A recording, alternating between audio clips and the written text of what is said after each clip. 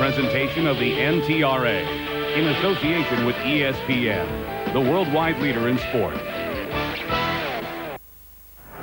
This is the intended destination, Churchill Downs, 4 weeks from today. But on the first Saturday in April, Santa Anita owns the race of consequence. That's what I'm talking about. Has Hollywood money behind him and all sorts of money on him to try to take down Bob Baffert, who has 3 entrants in the Santa Anita Derby. It's a race he's won 4 times, most recently with point given. At Gulfstream, it's last call to get on the list for Kentucky, but if that sounds improbable, think back to last year in Chicago, the Illinois Derby and War Emblem. We'll be there for today's running. The correct path to Louisville is never known until after that 1.25 miles has been run. The race before the race is on.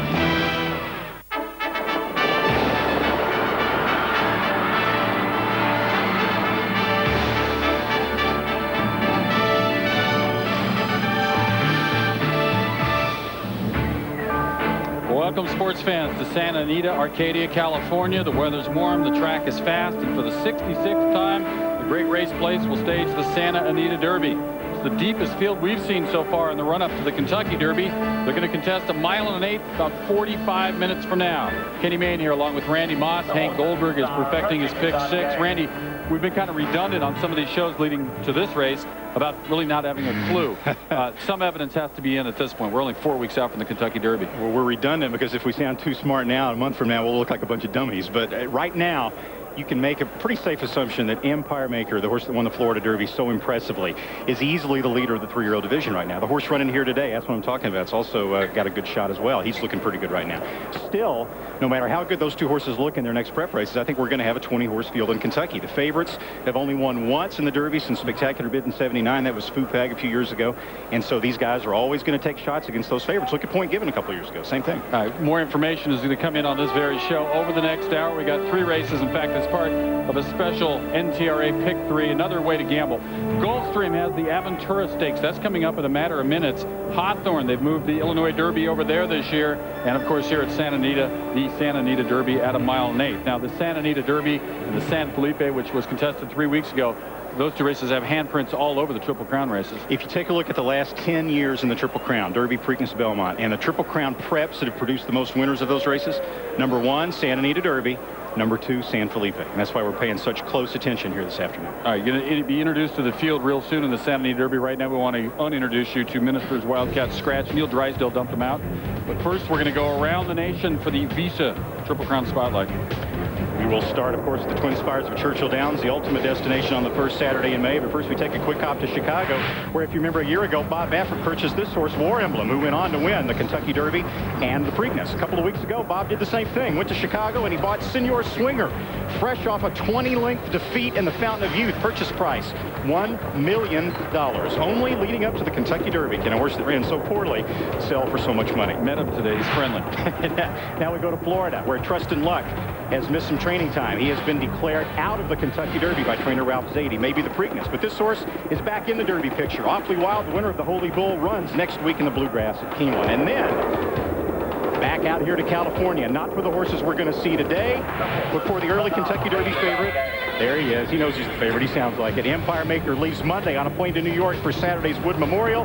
Man Among Men, who defeated Empire Maker in the Sham, will run next weekend in the Arkansas Derby.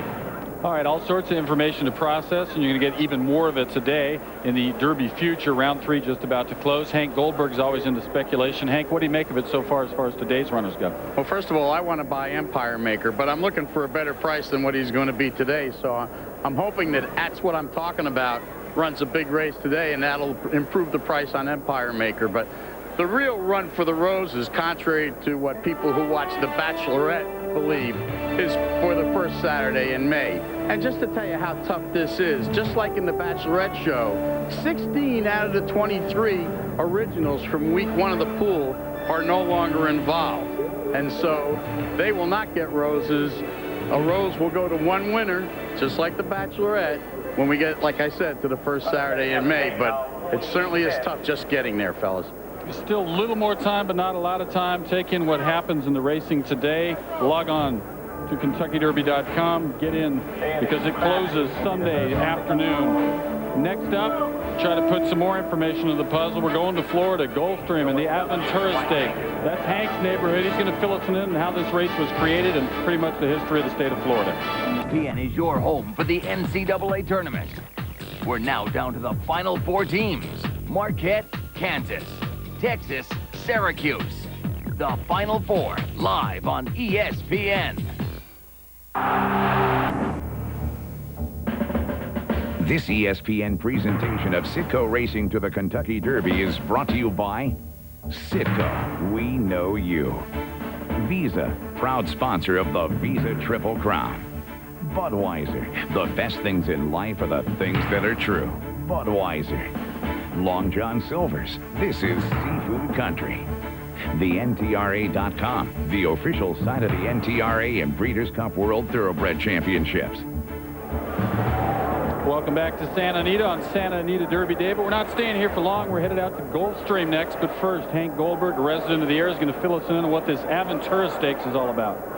Well, when Hialeah shut down, that was the end of the Flamingo Stakes, sadly. A race with a great tradition that produced Citation, who still stands as a statue at Hialeah. Buck Passer, Seattle Slew, but that race is no more. No more flamingos flying over the track just before the race, and Gulfstream replaced this race with the Aventura, named after the condo community just south of the racetrack. Legend has it that if everybody showers at once in the Aventura area, then the rail will be slow today.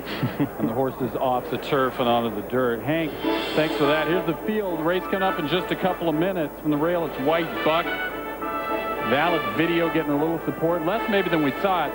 Dynaver, the 3, that's the one people are wild about. All it's won is a maiden, though. Yeah, coming off an 8 1/4 length win in a maiden race. He's 3 to 5. And the thing about the Aventura, as you see the rest of the field, Super Blitz is in there at 9 to 2 also, is that unlike the Santa Anita Derby, unlike the Illinois Derby, it's not a graded stakes. And if you have a Kentucky Derby field of 20 horses or more, graded earnings are going to come into play, and none of these horses are going to get graded earnings. So this is not really considered at this point a Kentucky Derby prep. Might more be a race that sets you up to contest maybe the Preakness if you do so much here. Say, hey, let's lay out for one and see what come back. Dynaver has won only a maiden, but it won by 8.5 lengths. That's why it's a 3 to 5 favorite. And the trainer Christophe Clement is not typically the guy that gets too excited about his horses. He says this is a very good horse.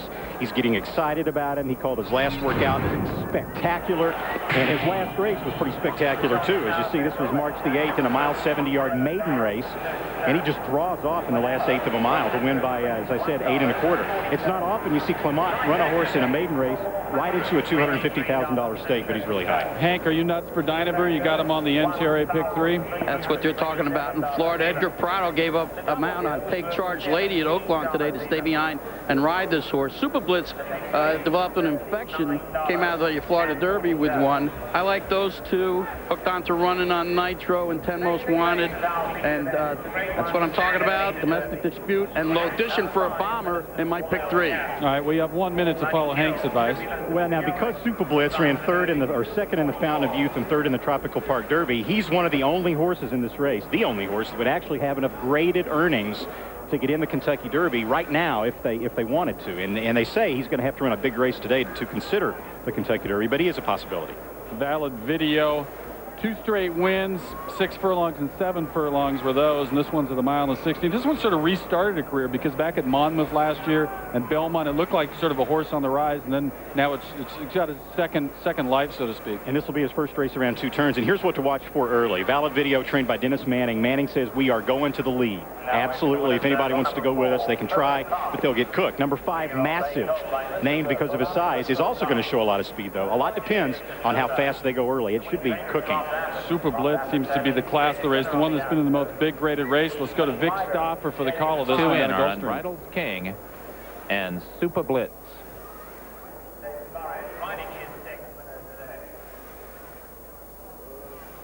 Purple Cup, Reading, California, by Davis and Novak.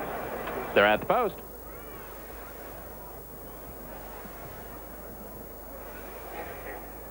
They're off.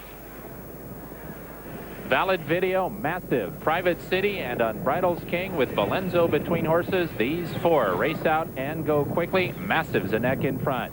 White Buck and Dynaver are next. Then Super Blitz, and the early trailer is Popular Groom. 3 across the track at the clubhouse turn. Valenzo between horses. Massive green lead to the outside and Valid Video at the rail. And Valenzo will emerge with the lead. He's 3/4 of a length in front.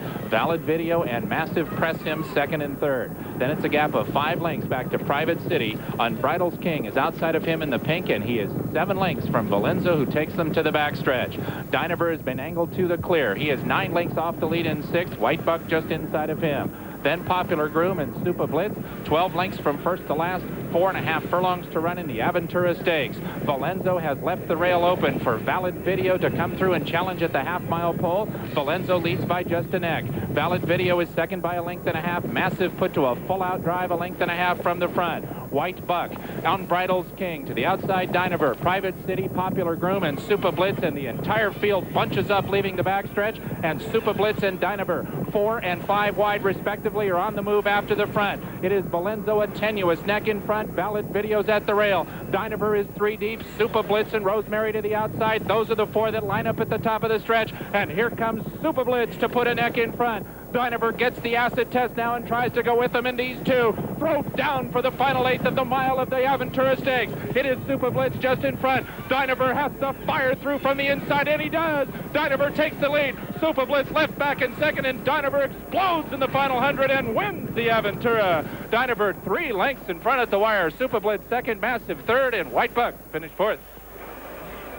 So Dynaver was justified at 3-5. And you look at the picture right now, and he's about 15 in front. How impressive was that? Super Blitz is no slouch. And he's no empire maker, but he's no slouch. It looked like Super Blitz was going to go on and win at the 8th hole, and the Dynaver just kind of disdainfully looked him in the eye and said, "The heck with you." We're going to have more information on this race, have the prices, have it official. Dynaver has gone on to win the Aventura from Gulfstream. We'll be right back from Santa Anita as we carry forward to the Santa Anita Derby. This here is Citgo Racing to the Kentucky Derby you're watching, and it's presented by Visa. We thank Citgo for racing and Visa for presenting. And now down to Gulfstream. Dynaver, impressive, winning the Aventura. Second win in 3 starts. Career earnings now $176,000 and change, but not one of those dollars is graded stakes. Randy, let's look at this race again. Very impressive in the stretch as Super Blitz came after it, actually headed Dynaver, and then Dynaver comes back to get the win. Yeah, it's one thing to beat maidens by 8 lengths. It's another to hook up with a horse like Super Blitz, who's made $400,000, who's clearly running his race, and let Super Blitz go by you and then just kick clear like that in the last 1/8 of a mile. Dynaver's the son of Dyna Former. They don't ride races long enough to get him tired with a pedigree like that. And in the race you saw his maiden race, and in that one, the last 1/8 of a mile is when he's really doing most of his running. So the future looks good down the road, but not necessarily for the Derby because of the graded earnings thing. Hank, what's your take on that Aventura? Well, he beat a good horse in Super Gem, who was a very strong closer. I thought when Super Gem took the lead on the outside, he was going to win. And when when he was beaten that way by Dynaver, there's been a rail bias at Gulfstream almost the entire meet, but to come back the way he did was very impressive. Super Blitz running second after getting the lead. All right, this has me nostalgic for some reason. I don't really know why. Probably because these silver memories presented by Long John Silver are next. Randy, what about the Santa Anita Derby going back sometime?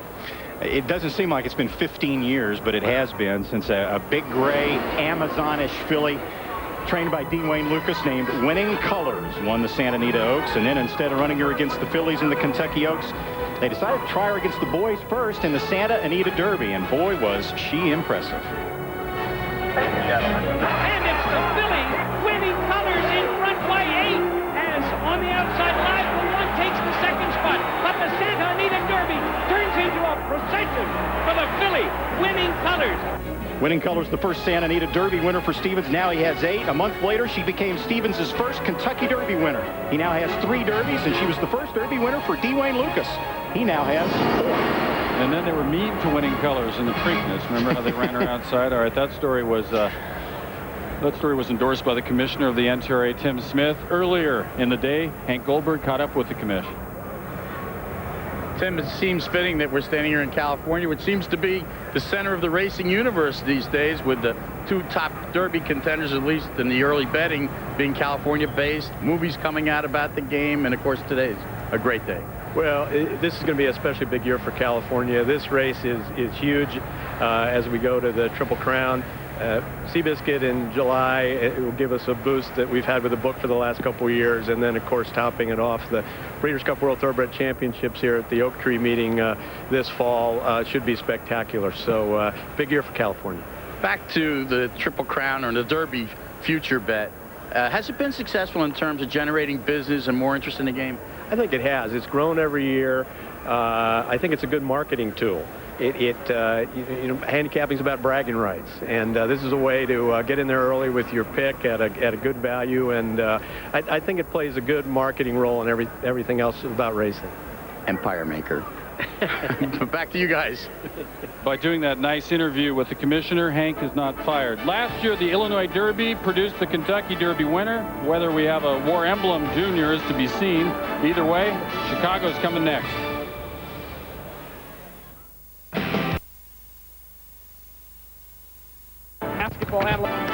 Welcome back. Santa Anita getting set up for the Santa Anita Derby pretty soon. By the way, if you don't want to waste your own hard-earned money, go to ESPN.com. Citgo Pick 6, at least $500 to the winner.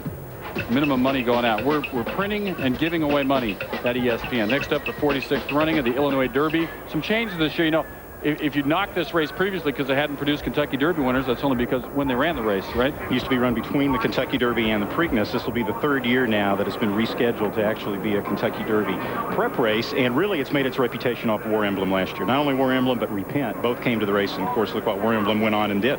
Move tracks, what, about 500 yards away from parking lot to parking lot? From Sportsman's to Hawthorne. Sportsman's now out of business, but Hawthorne, same distance, mile and an eighth. There's just no $1 million bonus this year, and the lawyers are really upset about that, I think. It's a bit of a letdown. 10 Most Wanted getting lots and lots of support. Pat Day's up on that at 114 pounds, which is key in this also when you come to some of the other animals in the race. Second page, 3-1 is Alley Sweep. We had that one featured on wonderful call of the Gotham race a couple weeks back. Yeah. And Lone Star Sky, kind of another one of those. Reminds you of Super Blitz from the other race. Kind of like one of those, doesn't win a lot, but it's always there. One of these days it might show up and do something. Any War Emblems in this race? Well, there is a horse that you can make an interesting comparison with, and that would be the number 4 horse, LX Commander. LX Commander, trained by Bernie Flint, comes out of a race, an allowance race at Hawthorne, the same race that War Emblem, actually, the same kind of race he used as a prep for the Illinois Derby. War Emblem won his prep by 10. LX Commander came out of nowhere to win his by 10.5 with a big speed figure and everything. So at least you can make that kind of comparison, and he's getting a little bit of play right now, trained by Bernie Flint. The big difference is, though, this horse right now is not a Triple Crown nominee, so even if he wins, they'd have to put up a $150,000 supplement to get him in. Running on Nitro, the 6. This one's trying to stretch out. It's gone 7 furlongs twice in a row, winning by 5 in this last. Was in the San Vicente here, losing to Cap Wayne. Didn't do much in that race, kind of middle of the pack. Turns right around at Gulfstream Park, wins an allowance race. Hank likes this one. Well, he's been training up at Palm Meadows near Gulfstream, and the other day he carried 160 pounds in a workout and blew the other horses away. Wesley Ward decided to send him here instead of keeping him in Florida for the race we just saw. I like him too. I think he'll make the lead in here. Alley Sweep is going to be a pace competitor for him. I think he's got more speed than Alley Sweep. Jorge Chavez had been riding him, but he's out with an injury, and now Jason Lumpkins takes them out. All right, who's the favorite at this point in this race? Because the race hasn't started yet. They generally decide the favorite going into it. 10 Most Wanted, slightly surprising, right? 4-1 with Pat Day, but he makes the choice to give this one a ride here. 10 Most Wanted, lightly raced, doing okay on the West Coast. El Camino Real Derby, 3rd, but was in trouble, then closing again on the rail at Golden Gate. It was kind of a funny trip for 10 Most Wanted in there because he was actually on the lead going into the first turn, and then he dropped back to about 4th, and then he came on again to finish kind of an even 3rd. The thing about 10 Most Wanted is that as he's gotten more experience, believe it or not, he seems to run more greenly. He gets too excited and he wants to rush up on the lead when they want him to sit back off the pace. It seems like that's where he runs his best races. Today, with all the speed in this race, they think they'll be able to get him back off the pace, and he should run a better race. They think that's the plan. They're starting to load up for this one at Hawthorne. Alley Sweep, we maybe haven't given enough deserved attention. This one won the Gotham, outstanding fashion, 3.5, 4 lengths, and kind of made a name for itself. See if this race does anything to propel it forward. And it was a 2-turn Gotham, so that makes it even more pertinent when you look at a race like this. But in the Gotham, he faced a field with absolutely no early speed. he was able to waltz to the lead, completely control the pace. Today, with a horse like running on nitro, you got LX Commander with speed, you got Blackington with speed. Chances are Alley Sweep is going to have to rate from off the pace today, and a lot of times horses don't run as well when they have to make that kind of switch. Lone Star Sky is the 10. This one was 4th in the Louisiana Derby, was beaten up by Badge of Silver, but then so was everybody else in the Risen Star. I made the reference to Super Blitz, who ran second in the last race there at Gulfstream. One of those that just kind of knocks on the door, might do something one day. He's got a big shot in here. I mean, 4th, he was beaten 3 3/4 in the Louisiana Derby by Peace Rules. Cap Wayne, just a half length off of 3rd. He's improving with every race, and I wouldn't be surprised at all to see him win. But pace is going to be key. See if Alley Sweep's got enough speed to hook Running on Nitro early. If Running on Nitro controls the pace early, he's going to be awfully tough to beat. Peter Galassi's at the microphone there at Hawthorne. He has the call of this, the Illinois Derby. They're off. In between horses, Fun to Fun's left for the lead. LX Commander out well. Blackington is there, and on the outside, here's Alley Sweep moving up as they race under the finish wire for the first time. A mile to run in the race. It's LX Commander on a short lead. On the outside, Alley Sweep challenging second. Fun to Fun's tucked in along the rail third. Blackington now tracking the leaders in 4th. Towards the inside, Cherokee's Boy now finds a good spot. 5th, 3.5 lengths behind the leader. Then Lone Star Sky out there in 6th. A length and a half back to 10 Most Wanted 7th. 3 lengths back to Brian Dude 8th. Then towards the inside, Pufa's Warrior 9th. And Running on Nitro is 10th and last with less than 6 furlongs to go. And on the mid-back stretch, LX Commander leads 3/4 of a length. Alley Sweep tracking in 2nd. Towards the inside, Fun to Fun's 3rd. Cherokee's Boy racing 4th. Lone Star Sky on the outside 5th. 10 Most Wanted along the inside 6th, and that one's about 6 behind the leaders. Blackington next. Then it's a 2.5 length gap to Fufa's Warrior. Running on Nitro, still 12 lengths behind the leaders, and trailing the field, Brian Dude. And around the turn they go. Alley Sweep on the outside, LX Commander on the inside. Head and head, nose and nose for the lead. Fun to Fun's raging up on the outside 3rd. 10 Most Wanted now full of run, no place to go on the inside 4th. They're at the top of the stretch. Alley Sweep between horses on a short lead. 1/4 mile to go in the Illinois Derby. Fun to Fun's now surging on the outside. Fun to Fun's now takes the lead and draws away. Here comes 10 Most Wanted charging up in 2nd. Cherokee's Boy 3rd. Alley Sweep dropping back 4th. Lone Star Sky 5th. And here comes 10 Most Wanted on the outside. And 10 Most Wanted and Pet Day run to the lead and draw away. Here's the wire. 10 Most Wanted. 10 Most Wanted won it by 3. Fun to Fun 2nd, Fufa's Warrior 3rd, Lone Star Sky 4th, the Illinois Derby from Hawthorne. So 10 Most Wanted and Pat Day. It took a while. I mean, that horse had about 8 different moves in the stretch to finally get around that mess, and then finally got outside and wins convincingly going away. Pat Day getting his first Illinois Derby win. Not the way you would have drawn it up on the old chalkboard, but very impressive for the horse to be stopped at the top of the stretch and then still finish like that. Nice Derby prospect there. Going to come back with even more on that one right there. 10 Most Wanted has moved forward in the Illinois Derby. We're coming back. Welcome back to Santa Anita, but let's just go out to Chicago right away because we have a winner in the Illinois Derby, 10 Most Wanted. Took a long, circuitous route to get there. Ran a little farther than the rest of them, but convincingly won this race about 4 lengths going away, Randy. And that race was full of all kinds of eventful happenings. Right after the start, we immediately saw that it was going to be kind of a trouble-prone race. Watch the 6. Running on Nitro. This is the horse that was expected to set the pace. You'll see when he starts, he doesn't get off particularly well. He loses his spot right there and then clips heels badly right there. So instead of being first, Running on Nitro was actually last when they turn into the backstretch. And then, of course, was even more eventful. Yeah, we saw 10 Most Wanted a little earlier than that run into trouble at the quarter pole, and Pat Day had to wait and then steer him around to the outside. And you can see the way he finished there. He just actually drew off from Fun to Fun's very impressively. It's been a good day today so far for the DeLassy family.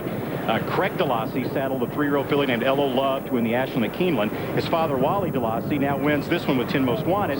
And Craig will be back with Logician here at Santa Anita in the Santa Anita Derby. Let's see if they can pull a trifecta today. Well-bred family. All right, they haven't posted this one officially yet, but you don't see any problems. It's going to interfere with this one, correct? No, not at all. And Pat Day, who's been shopping for a Kentucky Derby mount, a legitimate Kentucky Derby mount, looks like he's got one. Well, let's stay right here where Logician is and all the others are. There's only one out from the Santa Anita Derby. We mentioned just briefly at the top, Minister's Wildcat, Victor Espinoza, Neil Drysdale has dropped out. Sore hoof. Came up with a bruise in a right hind foot this morning, so depending on how the treatment goes with the horse, They say it's a minor bruise. They're hoping to get him back to the races quickly for a Derby prep, either the California Derby or maybe even the Wood Memorial next weekend. That's a race that the trainer Neil Drysdale has used in the past. Let's find out what the people think. The money going right to the middle there. That's what I'm talking about. Bet down. You thought it was going to hold. You make your own odds, does Randy Moss. About 9-5. It's dropped down to 6-5. Yeah, and everybody you talk to around here, all the trainers, other jockeys that are riding against him in here, it's almost universal. The clockers, everyone is in love with That's What I'm Talking About. Buddy Gill just beat him, goes at 5-1. Hank Goldberg is with the man who was looking for work at a racetrack, and he was hired. He had prior experience. Might as well start at the top. General Manager at Santa Anita, Chris McCarron. And Chris, how are you enjoying management so far? Pretty exciting stuff. I'm on the other side of the fence now, looking at it from a whole different perspective. I know you still get on a horse once in a while. That's what I'm talking about. You've been on him in the mornings, and actually, weren't you involved in brokering a deal to bring all those Hollywood show business types in? I was, but that was before I was GM here. Okay. Yeah, last November we were at Keeneland shooting Seabiscuit, and the director, Gary Ross, and the producers and everybody were interested in buying a horse, hopefully a 2-year-old colt that would turn out to be a nice prospect for the Derby. Several months went by. I was not able to secure anything for them, and then I came up with the idea that I would go to Wayne Hughes, who owns That's What I'm Talking About, and asked if we could get into a piece of him. And fortunately, all parties concerned were able to get the contract issue straightened out, and here we are. A year ago this time, you were about to win this race on Came Home. Would you rather be standing here doing this interview or getting ready to ride? That's what I'm talking about. Oh, that's a no-brainer. I wish I had my colors on instead of this sport jacket. All right, Chris. All the best to you. Thanks very much for being with us. Yeah, the trainer found out getting involved was a little more difficult. Got the great horse, but then look what happened. Yeah, Chris is wearing a completely different jacket now. It was pretty bizarre yesterday morning to watch Ron Ellis, the trainer, That's What I'm Talking About, hitting up Chris McCarron for more seats in the restaurant. Totally different kind of job now. Illinois, it has been posted official out there at Hawthorne, the Illinois Derby official, and 10 most wanted. Very solid. Bet down from 4-1, 2-1, pays $6.60 on the front end. 10 most wanted is going on someplace. Randy, you think it's Kentucky Derby? I would think so. Straight to the Kentucky Derby. Fund of Funds was just a late nominee to the Kentucky Derby for $6,000, and he might be a Kentucky Derby prospect as well. He now has the graded money for it. All right, the marquee event, the reason why we came out to California, the 66th running of the Santa Anita Derby to go on 1 mile and 1/8. Let's meet them individually, get to know them better. Ocean Terrace, Kent Sormo's on him. You like this one up at Golden Gate, 3 for 3 lifetime, highest level, those grade 3. And notice the little green K there. That's the Keeneland K. That represents that Ocean Terrace is one of those good horses that sold at a Keeneland sale. Kent Sormo won this race with Treehouse a few years ago, too. Indian Express, Bob Baffert taking a shot with this one. Tyler Bay's riding 2 wins and 3 starts. Both those wins, though, in Panama. Not even TVG had that. One of those good Utah brags. Tyler Bay's aboard, but you can expect this horse to make the early lead just because he comes off a sprint. It'll be interesting to see how long he lasts. Might help with the dynamic of the race anyway. Iron Lad, 12 races, just a single win. It wouldn't appear that win number 2 would happen today. And the public doesn't think so either. Right now, Iron Lad is on the board at 90-1. Mark Johnston, who just got to Santa Anita, gets the mount. Well, Buddy Gill, last check was 5-1. Overnight success after Jeff Mullins took over. Impressive in the San Felipe at 10-1. Getting not a lot of respect after winning that, right? And Gary Stevens, 8 Santa Anita Derby wins in his career, and he is very high on Buddy Gill. That's what I'm talking about, David Flores. We couldn't get Steven Spielberg out on the set, but one time I did meet Ron Howard. That's what I'm talking about. Even though he was second in the San Felipe, he was very impressive in defeat, and trainer Ron Ellis expects an improved performance today. Everybody else does, too. A great workout the other day. Flirt with Fortune is next. He's going to pay a small fortune should he win. He's going to need a full makeover to have some damage in this race, I think. He was 36-1 when we made him the Bud Long shot in the San Felipe. He was 9th, and now he's also 90-1. Matt Wayne, ranked near the top of the Kentucky Derby contenders before that loss in Louisiana Derby early March. Baffert's still very high on this colt. He was disqualified from the second money in that race due to a minor medication violation, but Cap Wayne's still the most consistent and experienced member of the field. Logician was 86-1, beaten just 2 lengths 3 weeks ago in the San Felipe in the biggest race of his life. And this is the